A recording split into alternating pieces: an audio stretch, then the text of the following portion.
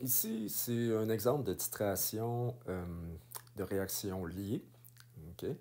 Alors, dans le fond, ici, c'est qu'on veut mesurer la concentration de nitrate de cuivre, mais on sait que, dans le fond, qu'est-ce qu'on fait ici, c'est que dans le nitrate de cuivre, ben, c'est le cuivre, lui, il se ramasse sous forme d'ion, ici, 2+, qui ensuite, quand on met de l'iodure de potassium, ben, c'est ce qu'on veut, c'est que l'iode réagisse avec le cuivre pour donner du iodure de cuivre, qui va devenir solide. Puis là, qu'est-ce que lui, ben, on va pouvoir l'enlever. Puis qu'est-ce qui va rester? C'est du l'iode sous forme aqueuse. Maintenant, cet iode sous forme aqueuse, qu'est-ce qu'on va faire? On va venir le titrer avec du thiosulfate, et on le trouve ici, qu'on va venir titrer. Puis que finalement, avec la titration, il va y avoir un point indicateur avec l'amidon. Ça, c'est pour savoir finalement combien qu'on a fabriqué de I2. Comme ça va nous permettre d'avoir une idée de la quantité d'ions cuivre qu'on avait au départ. Okay?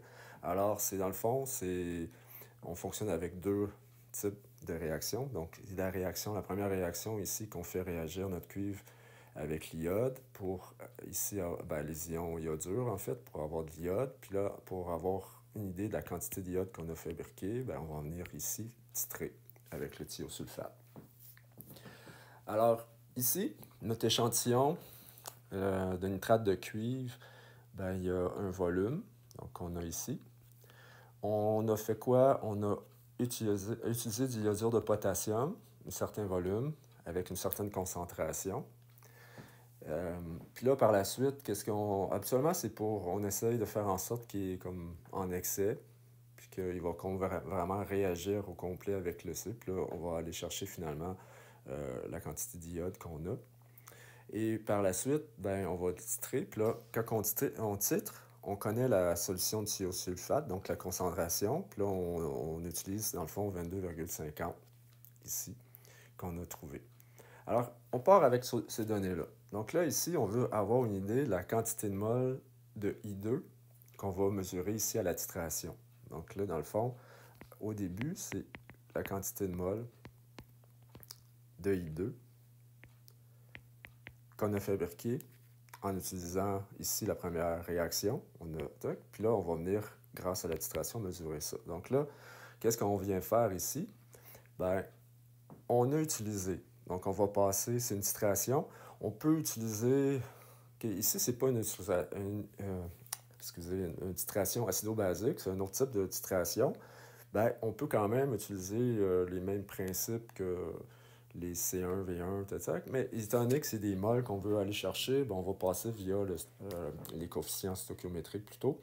Alors là, pour aller chercher la quantité de mol des deux, il faut aller chercher c'est combien de thiosulfates qui ont réagi avec l'iode pour finalement que l'indicateur d'amidon change de couleur. Alors ici, on va aller chercher la quantité de thiosulfate qui a été utilisée pour réussir à titrer le I2. Et bien, concentration fois le volume.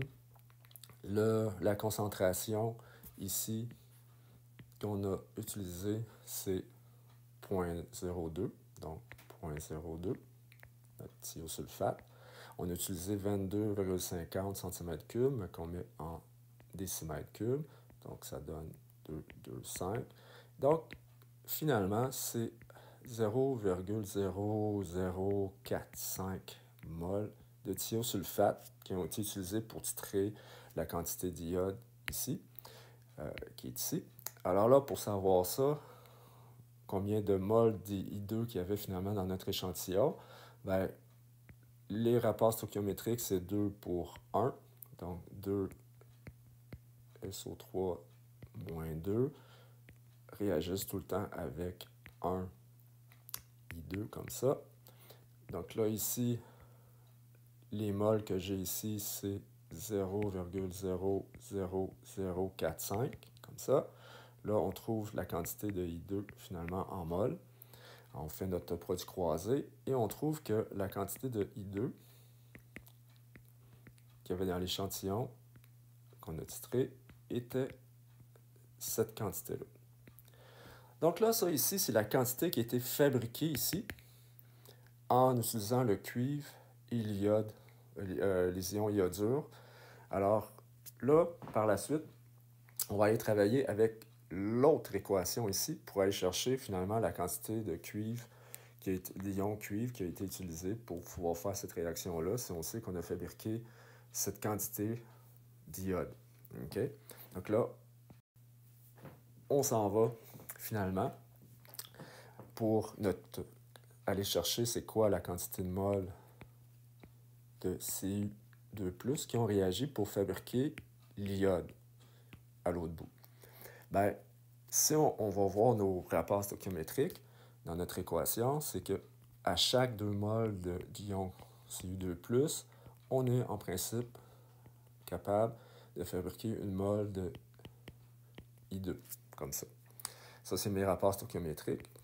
Et là, ben, finalement, je sais que j'ai réussi à fabriquer cette quantité-là de I2. Donc là, je vais aller chercher la quantité de mol de Cu2+. Et là, en sachant ça, c'est du Cu2+, là, je fais ça fois 2 divisé en 1. Donc la quantité de mol de Cu2+ qu'il y avait finalement dans l'échantillon pour arriver à fabriquer cette quantité de mol d'iode, ben, c'est finalement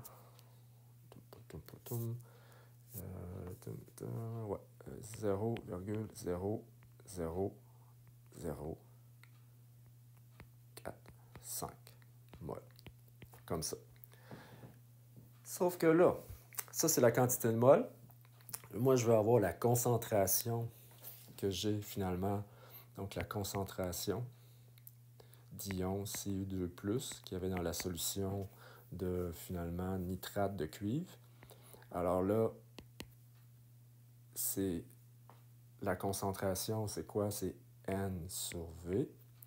La quantité de mol, c'est ça, 0,0045. Le volume que j'avais initialement, c'était 25 cm3, mais là que je mets en décimètres cubes. Et là, ça me donne que la concentration en ion cuivre dans la solution était ça ici. Puis ça, c'est des moles, décimètres, moins 3. Sauf que là, dans la question, c'est la concentration de quoi? De CuNO3. Parce que la solution, c'était du nitrate de cuivre. Sauf que le nitrate de cuivre, quand on le dissout, okay, donc CuNO3, 2, comme ça, on le rend aqueux. Qu'est-ce qui se passe? Il se défait en ion. Il se défait en ion Cu2+, plus 2 ions NO3 moins. Okay, tout ça est aqueux, bien sûr.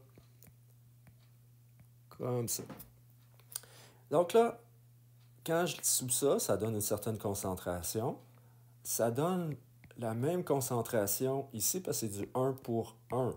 Donc c'est la même concentration, sauf qu'ici, les NO3, c'est 2 fois la concentration de mon sel ici.